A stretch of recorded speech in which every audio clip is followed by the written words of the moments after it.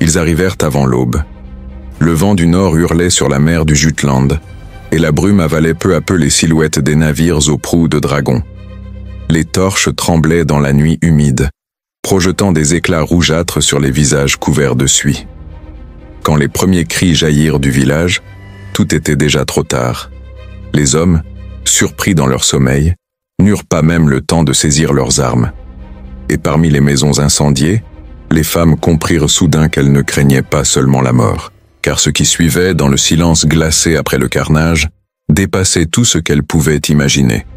Pour les Vikings, ces épouses, ces mères, ces filles n'étaient plus des êtres humains, elles étaient des trophées, des signes vivants de victoire, des instruments d'humiliation, des témoins forcés destinés à perpétuer le souvenir de la défaite jusque dans la chair de leur descendance. Une légende scandinave raconte qu'un chef de guerre, après avoir pris un fort saxon, aurait ordonné qu'aucune femme ne soit tuée, non par miséricorde mais par vengeance. Que leurs cris remplacent les lamentations des hommes, aurait-il dit. Cette phrase, transmise par un moine anglo-normand, hante encore les manuscrits du XIe siècle. Et derrière cette sentence se cache une vérité plus sombre que les récits des sagas. Les Vikings savaient que l'on peut détruire un ennemi non seulement en lui prenant la vie, mais en brisant ce qu'il aime, en corrompant sa mémoire. Imaginez la scène. Après la bataille, les survivantes étaient rassemblées sur la place centrale. Les flammes montaient encore des ruines. Les corps fumaient sur la terre détrempée. Les jarles passaient entre elles, jugeant du regard leurs visages, leurs âges, leurs corps. Certaines étaient désignées comme prises personnelles, offertes à un chef ou à un guerrier d'élite. D'autres, marquées au fer, devenaient esclaves, thralls, vendus sur les marchés de Ribes ou de Hedeby, parfois expédiés jusqu'à Dublin ou Kiev. Mais le destin le plus redouté n'était pas l'esclavage. On l'appelait le choix du sang. C'était une coutume si rare et si cruelle que aucun texte ne l'explique directement. On en retrouve que des traces dispersées, des allusions dans les chroniques islandaises et les poèmes skaldiques. Selon ces fragments, certaines femmes, épouses de chefs ennemis, étaient contraintes à un rituel public. Devant les hommes du clan vainqueur, elles devaient prononcer le nom de leur mari mort, puis jurer fidélité à son tueur. Si elles refusaient, on leur faisait assister à la profanation de la dépouille. Si elles acceptaient, elles étaient liées à vie au vainqueur, parfois littéralement, par des chaînes d'argent soudées à leurs poignets. Mais pourquoi? Pourquoi cette cruauté codifiée? Pourquoi ce mélange de rituel et de barbarie? Les chercheurs modernes hésitent encore. Certains y voient une forme primitive d'assimilation symbolique, une manière de convertir les lignées ennemies. Des autres parlent d'une vengeance totémique, priver les morts de paix en forçant leurs femmes à engendrer pour un autre sang. Ce qui est certain, c'est que cette pratique n'était pas purement individuelle. Elle relevait d'une idéologie, d'une logique politique et mystique. Dans les croyances nordiques, l'honneur d'un homme survivait dans sa descendance. Détruire cet honneur, c'était anéantir son âme dans tous les mondes. Les témoignages chrétiens, souvent empreints d'horreur, décrivent les raids vikings comme des tempêtes démoniaques. Mais certains moines plus attentifs ont noté un détail étrange. Dans plusieurs monastères du nord de l'Angleterre, les femmes capturées puis rendues, des années plus tard, parlaient parfois la langue des Vikings, portaient leurs runes gravées sur la peau et refusaient de revenir à la vie qu'elles avaient connue. Que leur avait-on fait? Était-ce la terreur ou une transformation plus profonde? Une femme nommée Eadgyth, dans un texte fragmentaire de l'abbaye de Whitby, raconte à demi-mot sa captivité. Elle avait été la compagne d'un Tegn, tué à la bataille de Lindisfarne. Emmenée dans un navire viking, elle fut d'abord traitée comme une esclave. Mais après l'hiver, le chef du clan déclara qu'elle serait désormais sous la protection des dieux. On lui tatoua des symboles sur les bras et on lui apprit à offrir le sang d'un animal à Freyja. Lorsqu'elle fut retrouvée 10 ans plus tard, elle portait toujours ses marques et disait ne plus craindre la mort. Ce témoignage, isolé, est peut-être une exagération monastique. Mais il ouvre une question troublante. Ces femmes, transformées, converties, brisées ou réinventées, n'étaient-elles pas les premières passerelles entre les mondes? Des figures à la fois victimes et initiées, mêlant deux cultures, deux fois maudites? Les sagas, écrites des siècles plus tard, évoquent souvent des femmes fortes, des reines, des prophétesses. On pense à Gudrun, à Brynhildr, à Lagertha. Mais derrière ces héroïnes idéalisées, il existe une ombre silencieuse, celle des captives dont on ne dit rien. Or, certains chercheurs affirment que les archéologues ont retrouvé leurs traces. En 2018, dans un cimetière du Roskilde Fjord, on découvrit une tombe double. Deux corps féminins côte à côte, l'un nordique, l'autre saxon. La première portait un torque d'argent typique des jarls danois. La seconde, un pendentif chrétien brisé. Leurs mains, étrangement, étaient enlacées. Les analyses d'ADN révélèrent qu'elles n'étaient pas parentes. Mais les datations montraient qu'elles avaient été enterrées en même temps, vers 890. Pourquoi ensemble? Était-ce une maîtresse et son esclave, ou une prisonnière devenue sœur? Un détail frappa les anthropologues. Les deux squelettes portaient des marques identiques sur les chevilles, comme si elles avaient été attachées par une même chaîne. Un bijou funéraire? Ou une marque d'humiliation devenue lien d'éternité? Ces indices, ces fragments, ces murmures du passé ne font qu'accroître le mystère. Les Vikings n'étaient pas de simples pillards. Ils savaient théâtraliser la terreur. Et dans leur théâtre macabre, les épouses ennemies jouaient un rôle essentiel, celui de témoins vivants, gardiennes involontaires de la mémoire des vaincus. Mais il existe une légende plus ancienne encore, presque oubliée, transmise oralement dans certaines régions de Norvège. Elle raconte l'histoire d'une femme nommée Sigrun, épouse d'un roi des Svéar, capturée après une défaite contre un jarl de Trondheim. Le jarl aurait ordonné que Sigrun vive, mais qu'elle soit condamnée à assister, chaque hiver, au sacrifice d'un esclave portant le nom de son mari. Pendant 7 ans, chaque fois, elle devait prononcer le nom du défunt avant que la lame tombe. Et chaque fois, le jarl répétait la même phrase. Ainsi renaît le souvenir du vaincu. Une punition pire que la mort. Pourtant, les chroniques nordiques ne condamnent pas ces actes. Elles les décrivent avec froideur, comme on note une dette ou une victoire. Et cela pose une autre question. Comment un peuple capable de construire des navires une telle beauté, de sculpter la pierre avec une finesse quasi religieuse, pouvait-il aussi concevoir des rituels d'une cruauté si raffinée? Était-ce une contradiction ou une cohérence? Car dans la logique viking, la mort n'était pas une fin, mais une transformation. Et la souffrance, un passage. Les femmes captives devenaient donc, malgré elles, les actrices d'un mythe vivant, celui du cycle de la guerre et de la fécondité. Freyja, déesse de l'amour et de la guerre, recevait la moitié des morts du champ de bataille. L'autre moitié allait à Odin.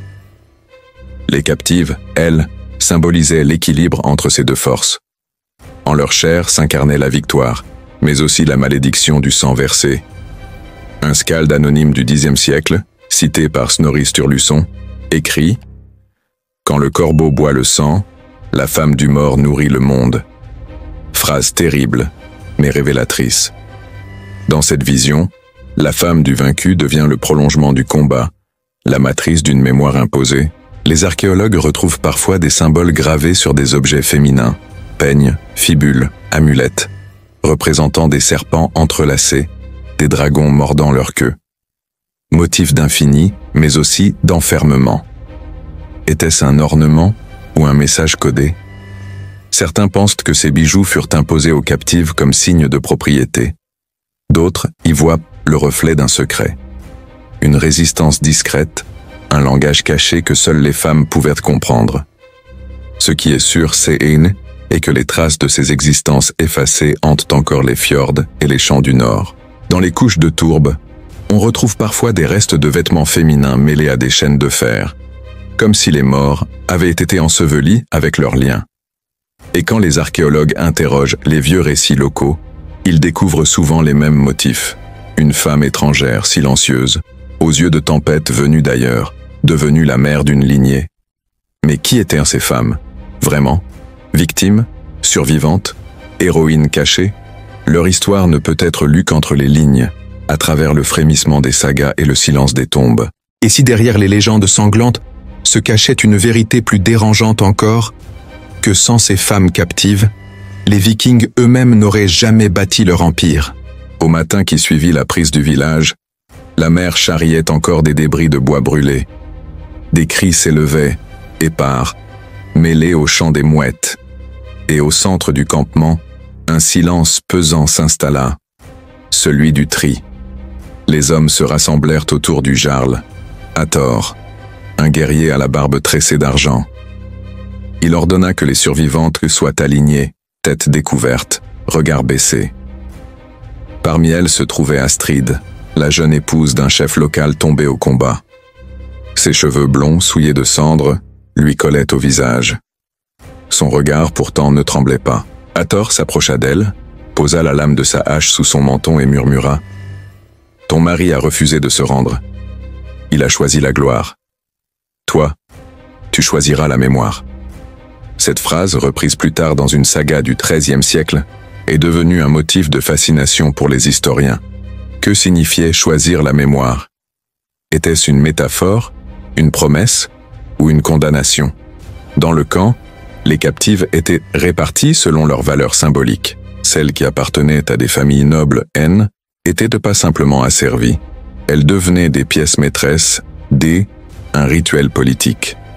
Dans certaines tribus nordiques, on croyait qu'un chef mort pouvait être vengé, non seulement par le sang, mais par la fécondité.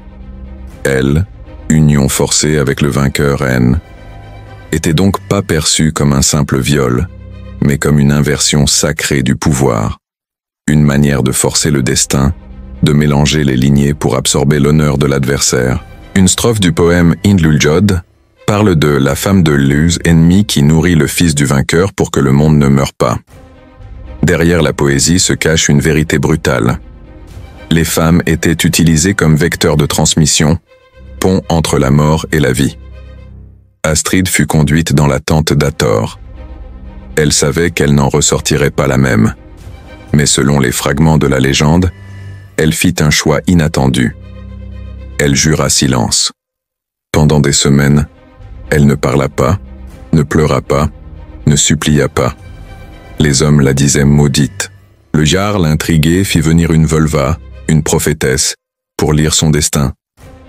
La vieille femme, aux yeux blancs comme la neige, s'approcha d'Astrid et lui demanda « Que veux-tu de la mort ?» Astrid répondit « Qu'elle se souvienne de moi. » Cette phrase devint célèbre dans les récits ultérieurs. Et certains disent qu'à partir de ce jour, le jarl cessa de la traiter comme une captive. Il la plaça sous la garde des prêtres du temple de Freyr, où elle participa à des rituels interdits aux étrangers. Mais qu'était devenu ce temple? Les fouilles menées dans la région de Trøndelag ont révélé la présence d'un sanctuaire circulaire, entouré de pieux, où furent retrouvés des restes humains féminins, mélangés à ceux de chevaux. Une découverte qui fit scandale. Il s'agissait d'un lieu de sacrifice. Les inscriptions runiques retrouvées sur place mentionnent des noms féminins suivis un symbole solaire, signe offrande. Les archéologues y voient un lien direct avec ces épouses de la défaite, dont parlent les textes. Certaines auraient été choisies pour des rituels de régénération, offertes aux dieux en remerciement de la victoire. D'autres auraient survécu, devenant prêtresses, gardiennes du sang versé. Mais il existe un autre récit, plus secret, transmis par des conteurs islandais. On y parle des brûlés du Nord.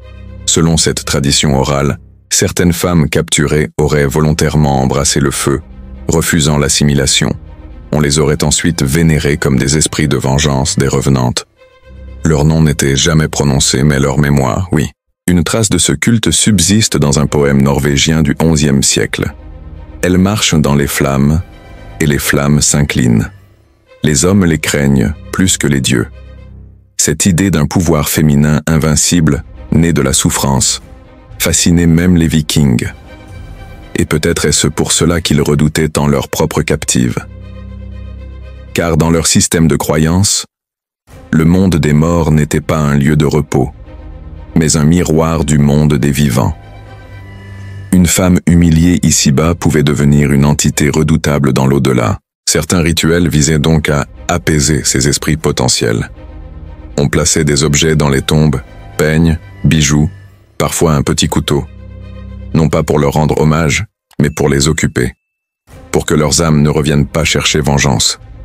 À Gotland, une tombe du Xe siècle a révélé un squelette féminin ligoté, le visage tourné vers la terre, entouré de pierres massives, comme si l'on voulait empêcher le corps de se relever. Les légendes locales parlent d'une femme étrangère venue du sud, et les anciens disaient « Elle dort sous les pierres, mais son regard traverse la nuit ». Ces histoires, longtemps considérées comme des superstitions, commencent aujourd'hui à être réévaluées. Car derrière le folklore se cache une cohérence anthropologique, la peur du retour, la peur que la victime devienne plus puissante que le bourreau. Revenons à Astrid. Dans les textes, elle finit par être libérée, ou plutôt elle disparaît. Certains disent qu'elle s'est jetée dans la mer, d'autres qu'elle est partie vers l'est avec des marchands varègues, qu'elle a appris leur langue et leur foi. Dans une chronique de Novgorod, on mentionne une femme venue du nord, surnommée la Silencieuse, qui aurait conseillé des princes slaves sur les rites d'alliance. Était-ce elle? Nul ne le sait. Mais un siècle plus tard, dans une autre saga, on trouve un passage troublant. Un chef scandinave raconte avoir rêvé d'une femme aux cheveux d'or, vêtue de noir, lui annonçant « Celui qui prend la femme d'un mort portera sa honte jusque à la fin des âges ». Depuis, ce passage est cité comme un avertissement moral, rare dans la littérature viking. Comme si la voix des captives, étouffée pendant des siècles, avait fini par ressurgir dans les rêves des hommes. Et si c'était là leur vengeance ultime? Les savants modernes, fascinés par ces récits, ont tenté d'en retrouver les traces matérielles. En 2021, une équipe suédoise a analysé des restes génétiques issus de cimetières vikings. Dans plusieurs cas, les femmes enterrées dans des régions scandinaves n'étaient pas d'origine nordique. Certaines venaient des îles britanniques, d'autres du bassin carolingien. Ces découvertes confirment que les mariages forcés et les unions imposées étaient bien plus fréquents qu'on ne le pensait. Mais un autre détail a frappé les chercheurs. Dans plusieurs sépultures, les femmes étrangères semblaient avoir été traitées avec un respect inhabituel. Bijoux, armes symboliques, inscriptions runiques d'honneur. Comment expliquer cette ambivalence? Était-ce la trace d'une rédemption ou le signe d'une intégration réussie? Certains historiens y voient un retournement progressif. Avec le temps, les captives auraient pris racine dans la société viking, devenant mères, conseillères, parfois même prêtresses. Leur statut aurait évolué, mêlant la peur et la fascination, comme si la victoire masculine avait fini par engendrer malgré elle une force spirituelle féminine. Mais cette transformation n'efface pas la violence initiale. Un manuscrit conservé à Uppsala décrit un rituel funéraire destiné aux guerriers tombés au combat. On y mentionne la femme du vaincu, qui doit, selon la coutume, allumer le bûcher du mort. Ce geste, en apparence symbolique, signifiait aussi son passage d'un monde à l'autre. Elle devenait ainsi la gardienne du souvenir, condamnée à survivre. Si elle refusait, elle était jetée vivante sur les flammes. Cette pratique, attestée par Ibn Fadlan dans son célèbre récit sur les Russes, a longtemps été considérée comme une exagération orientale. Mais les découvertes archéologiques dans la région du Dniepr semblent confirmer l'existence de sacrifices féminins associés aux funérailles royales. Là encore, on retrouve la même logique. La femme comme passage, comme pont, comme instrument de mémoire. Et cette mémoire, chez les Vikings, était tout. La gloire, la honte, la filiation, tout reposait sur le souvenir. Oublier un nom, c'était tuer une seconde fois. Forcer une femme à porter le nom de son ennemi, c'était donc une victoire plus éclatante que n'importe quelle bataille. Des générations plus tard, les poètes skalds chantaient encore ces unions terribles. Ils disaient « Là où les mers se rejoignent, le sang et les larmes engendrent le futur ». Une métaphore sublime, mais qui dissimule la réalité la plus crue. Le pouvoir, chez les Vikings, se nourrissait du traumatisme. Et peut-être, au fond, ce monde ne faisait qu'obéir à sa propre logique.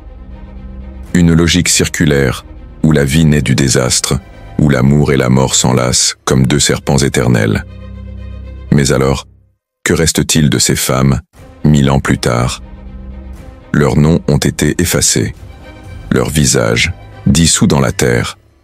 Pourtant, leurs descendants, sans le savoir, vivent encore parmi nous.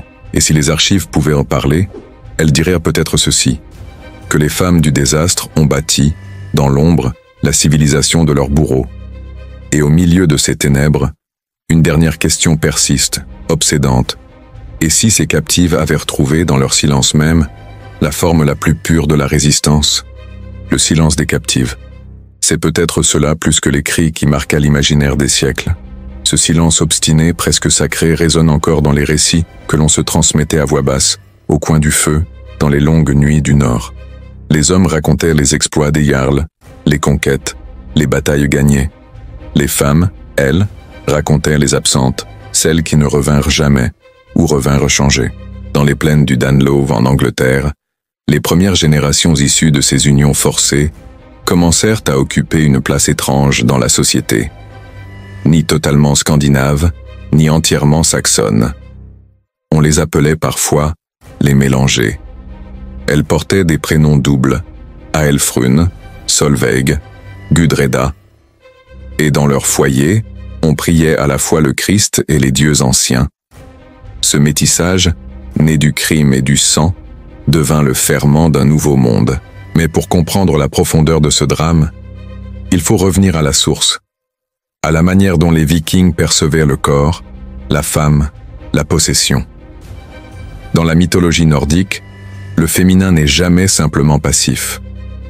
Freyja, déesse de la fécondité et de la guerre, reçoit la moitié des morts héroïques.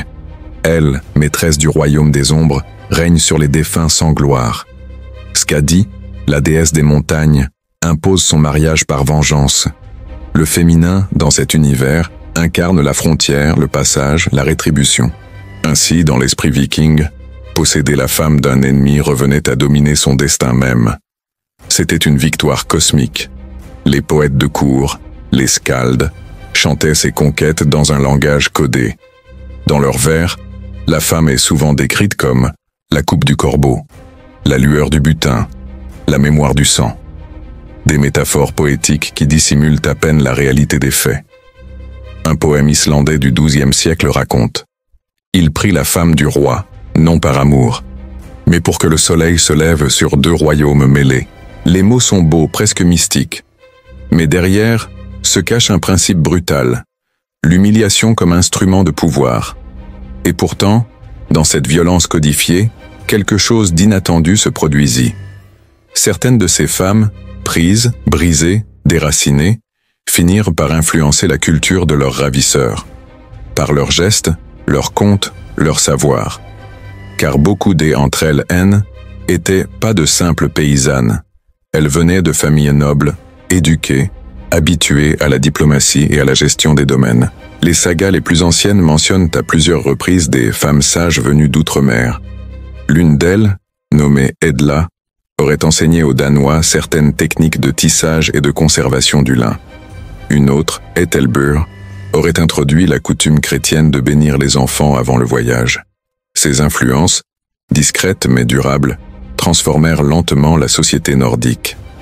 Ainsi, paradoxalement, les épouses des vaincus devinrent les éducatrices des vainqueurs. Et dans les générations suivantes, leurs enfants, fruits de ces unions forcées, furent souvent les premiers à ouvrir les royaumes du Nord au reste de l'Europe. Mais cette transformation ne se fit pas sans douleur. Les chroniques irlandaises parlent de femmes ramenées de raids en Écosse, forcées de vivre dans les camps d'hiver vikings, où la faim et la neige faisaient plus de morts que les épées. Beaucoup y moururent. D'autres survécurent, parfois en se liant d'amitié avec d'autres captives. Des fraternités silencieuses, presque secrètes, naquirent dans ces camps. Les femmes échangeaient des mots, des chants, des prières, mélangeant latin, vieux norrois et langue celtique. Ces chants, transmis d'une génération à l'autre, subsistent encore dans certains airs populaires scandinaves. Des chercheurs ont retrouvé dans les fjords du Nord des berceuses contenant des fragments de prières chrétiennes altérées. Dormez, dormez, que la mer vous oublie, que le vent vous garde. Des mots nés dans la peur, devenus poésie. Mais tout le monde ne voyait pas ces femmes avec compassion. Dans certaines communautés vikings, elles étaient perçues comme des porte-malheur. On croyait qu'elles portaient la honte de leur mari mort et qu'elles pouvaient attirer la colère des dieux. Certaines furent bannies, d'autres exécutées sous prétexte de sorcellerie. Le cas le plus célèbre est celui d'une femme nommée Hildegunr, mentionnée dans la saga de Laxdæla. Selon le texte, elle fut accusée d'avoir ensorcelé la mère après la mort de son mari saxon. On l'aurait jetée à l'eau, attachée à une pierre, mais, toujours selon la légende, la mère resta calme ce jour-là, comme si elle refusait de la prendre. Dans les siècles suivants, cette histoire devint un symbole, celui de la vengeance silencieuse. On disait que les femmes des vaincus ne parlaient pas, mais que la nature elle-même parlait pour elles. Ce motif se retrouve jusque dans l'art nordique. Sur certaines pierres runiques, on voit des silhouettes féminines debout entre deux mondes, un navire et un arbre. Elles tendent la main, non pas vers le ciel, mais vers la mer. Les spécialistes y voient l'image de ces captives anonymes, transformées en symboles de passage. Et puis, il y a les traces que personne n'explique. Dans un site funéraire du Gotland, les archéologues ont trouvé une urne contenant des cendres humaines et un collier en or d'origine franque. Gravé sur une perle, une seule rune, Kvidr, la vengeance. Une seule femme, un seul mot. Qui était-elle? Était-ce un message, un serment ou une confession? Les historiens modernes essaient de recomposer ces existences à partir de miettes. Un nom sur une pierre, une fibule déformée, une mèche de cheveux conservée par miracle. Mais à chaque découverte, une question revient. Ces objets racontent-ils la soumission ou la survie? Car il faut le dire, malgré la terreur, malgré les chaînes, certaines de ces femmes ont survécu. Et pas seulement physiquement. Elles ont survécu dans la mémoire, dans les mythes, dans les lignées. Leur sang coule encore dans les veines de familles scandinaves qui portent au jour, des noms comme Eriksson ou Knutsson, ou des lignées de rois et de commerçants, bâties sur l'alliance forcée entre la hache et la prière. Mais si ces femmes ont transmis la vie, elles ont aussi transmis le souvenir. Les sagas racontent qu'à chaque naissance d'un fils, la mère murmurait 3 noms, celui du père, celui de l'aïeul et celui du mort. Le mort, c'était l'homme qu'elle avait aimé, celui qu'on lui avait pris. Par ce rituel intime, invisible, elle s'assurait que la mémoire du défunt ne s'éteigne pas. Le fils du vainqueur portait ainsi, sans le savoir, la mémoire du vaincu. Un historien suédois du XIXe siècle, Johan Stenstrup, avait cette phrase saisissante. « Les Vikings ont conquis des royaumes, mais leurs femmes ont conquis le temps. » Et peut-être est-ce vrai, car le temps, justement, finit toujours par révéler ce qu'on croyait effacé. À la fin du Xe siècle, quand les royaumes du Nord commencèrent à se christianiser, ces femmes devinrent soudain essentielles. Ce sont elles qui connaissaient la langue des prêtres, les coutumes de l'Occident. Ce sont elles qui ont traduit les prières, adapté les chants, enseigné la lecture aux enfants des chefs. Sans elles, la conversion des Vikings au christianisme aurait été presque impossible. Ainsi, les épouses des vaincus, d'abord objets de honte, devinrent instruments de lumière. Ironie absolue. Celles que les jarls avaient voulu effacer devinrent les guides du changement. Mais cette rédemption apparente n'efface pas le poids du passé. Dans les campagnes scandinaves, des siècles plus tard, on racontait encore des histoires étranges, des femmes blanches apparaissant au bord des lacs, le regard vide, murmurant des noms oubliés. On les appelait les épouses du silence. Les pêcheurs faisaient le signe de la croix en les voyant. Et si ces apparitions n'étaient que la mémoire collective, refusant de mourir? Un manuscrit du XVe siècle, conservé à Trondheim, contient un récit bouleversant, celui d'un prêtre qui prétend avoir rencontré l'esprit d'une femme viking dans une église abandonnée. Elle lui aurait dit « Nous ne cherchons pas vengeance, nous voulons seulement qu'on nous nomme. » Ce besoin d'être nommé, de ne pas disparaître, c'est peut-être cela, la revanche ultime. Car dans les cultures nordiques, nommer, c'est donner existence.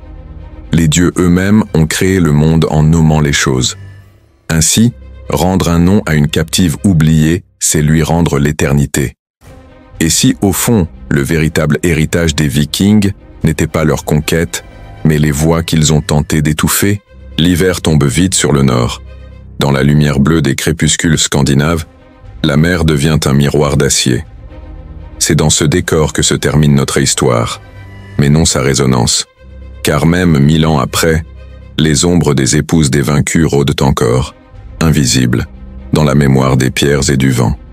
On raconte qu'au siècle des grandes conversions, lorsque les croix remplacèrent les marteaux de Thor sur les autels, certaines femmes refusèrent la nouvelle foi, pas par fidélité aux anciens dieux, mais par refus d'un autre asservissement. Elles disaient « Aucun dieu n'a entendu nos cris, pourquoi écouterions-nous les siens ?» Ces paroles, consignées par un moine franc terrifié, sont sans doute les plus sincères que le Moyen-Âge nous ait laissées. Car au-delà du folklore, il subsiste une vérité brutale. Les Vikings ont imposé leur loi par la force, mais ce sont les femmes qu'ils ont capturées qui ont porté la trace de cette force jusque dans la chair de Hel Histoire. À la fin du Xe siècle, la société nordique se transforma profondément. Les raids diminuèrent, les royaumes se stabilisèrent, les échanges commerciaux remplacèrent peu à peu les pillages. Mais cette transition ne fut pas une simple évolution économique. Elle fut aussi morale, intime, incarnée dans le corps et le silence de ces femmes venues d'ailleurs. Elles avaient appris à survivre, à écouter, à attendre. Dans certaines fermes du Jutland, on retrouva, enterrées sous les planchers, de petites amulettes en forme de croix, taillées dans l'os ou la pierre.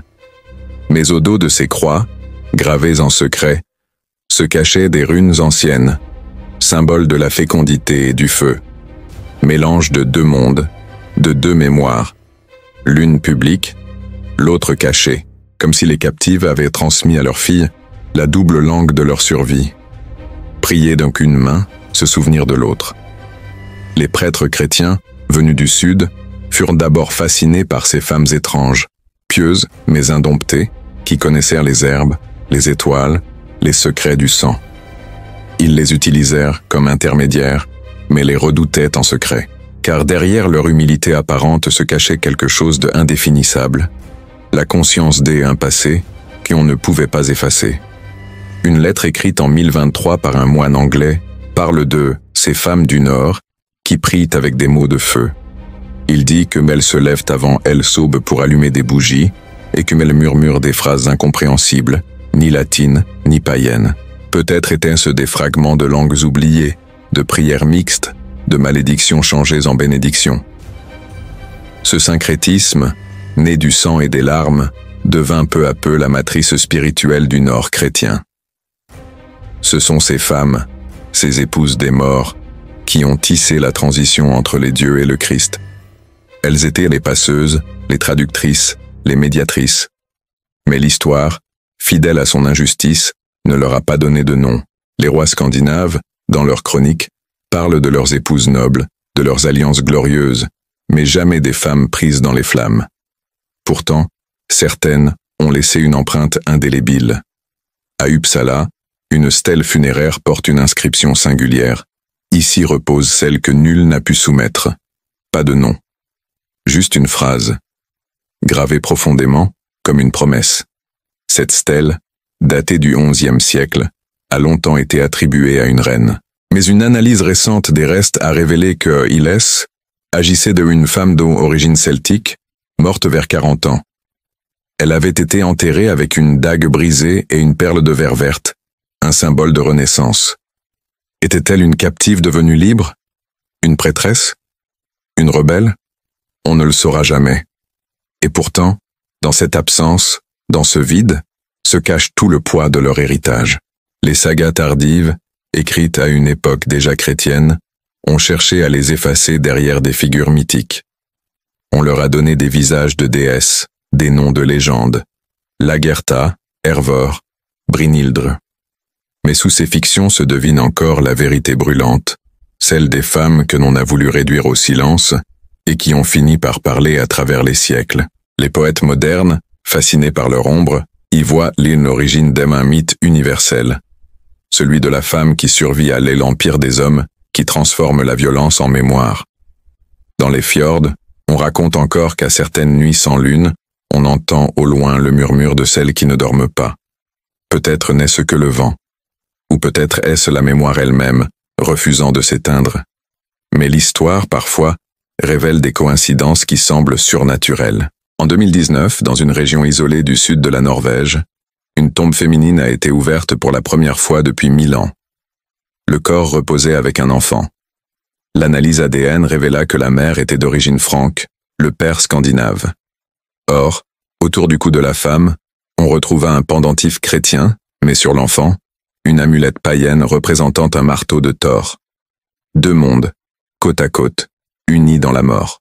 Le musée d'Oslo exposa la découverte sous le titre « Les deux moitiés du Nord ». Mais dans les couloirs silencieux, certains visiteurs disent avoir ressenti autre chose qu'une admiration archéologique. Une tristesse, un écho. Comme si ces deux êtres dormaient encore dans le conflit des dieux. Et si c'était là le véritable visage du monde viking, non pas celui des conquérants, mais celui des survivantes? Car au fond, tout empire finit par être raconté par ceux qui l'a écrasé. Et les vikings, malgré leur gloire, n'ont pas échappé à cette loi. Leur image, forgée par les moines qu'ils ont terrorisés, par les poètes qu'ils ont inspirés, par les femmes qu'ils ont pris, s'est lentement renversée. Aujourd'hui, quand on prononce le mot viking, on imagine la fureur, les navires, le feu. Mais derrière ces symboles de puissance se cache un paradoxe. Sans les épouses des vaincus, sans leur endurance, sans leur capacité à transmettre, l'identité nordique se serait éteinte. Elles furent les racines silencieuses des Heike, un peuple qui croyait avoir besoin que des épées. Une légende raconte qu'à l'approche de la mort, un vieux chef du Nord aurait confié à son fils « J'ai pris des vies, j'ai pris des femmes, j'ai pris des royaumes. Mais ce que je n'ai jamais pris, c'est le pardon. » Cette phrase, apocryphe ou non, résume tout. Les Vikings ont laissé derrière eux des dieux oubliés, des tombes somptueuses, des mythes flamboyants.